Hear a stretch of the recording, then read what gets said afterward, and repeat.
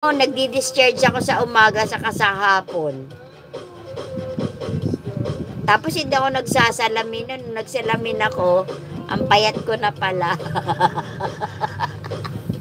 Ang luwag na ng ano ko. Ng bewang ko, luwag na. Naglaylayan yung taba ko. Oh, Ate Hais, mabenta yan kahit sa mga anak ko mahilig dyan. Oo, sarap sana mag-ano rito. Nakikita ko ngayon mga kabataan, no, nagdadaan dito, pumupunta pa dun, no, sa taas. Bibili lang ng mga smoothie.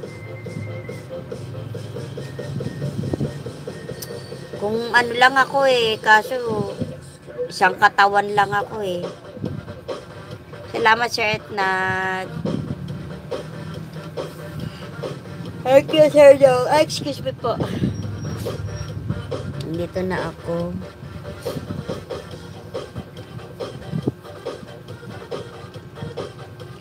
Nauso yung smoothie kasi nung 'di ba na trending yung yung milk tea. So nawala yung milk tea, yan smoothie pumalit.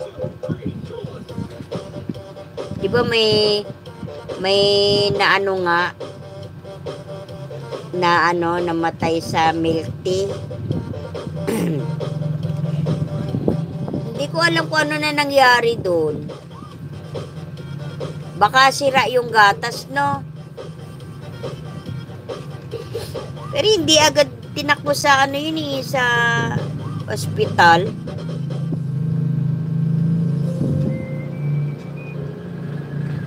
Ayan, may commercial ka pa,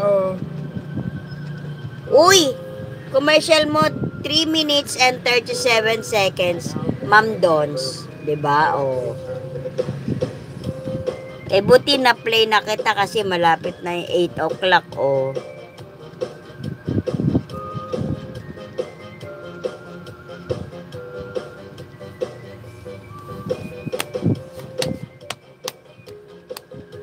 Oo, Sis Ali.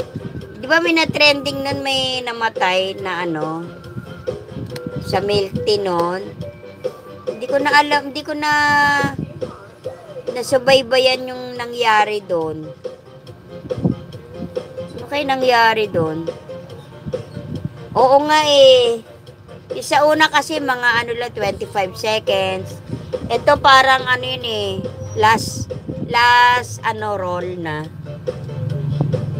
Patapos na. Dati si Sernoy noon 38 minutes yata yun. Tapos si Ma'am Seth 42 minutes. Buti na may extra compound. Yung namatay yung kumakain ng 2 fried chicken, pati buto kinain. Yun, natigaw. Oo nga, Ma'am, Sir, Sir Dodong. Kasi kinain yung buto na sa lalamunan. Uy, sabi nga ng mga doktor may namamatay rin sa mga ganun nababara sa lalamunan. Kaya tinan mo kaya nga pala tayo may ipin, di ba? May ipin. Para yung pagkain natin, nguyain natin nga, anong tawag doon? Nguyain natin mabuti. Gamitin na, i-grind natin mabuti. Kasi yung iba, inuud machine, hindi inuhugasan at puro sugar, karamen. Ganon. Dapat talaga inuhugasan. Katakawan yan.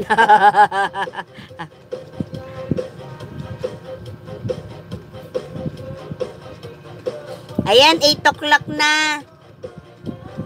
Ayan na, nagpe-prem na yata si Gina. Bakit pala namatay yung 10K daw yata binayad sa kanya para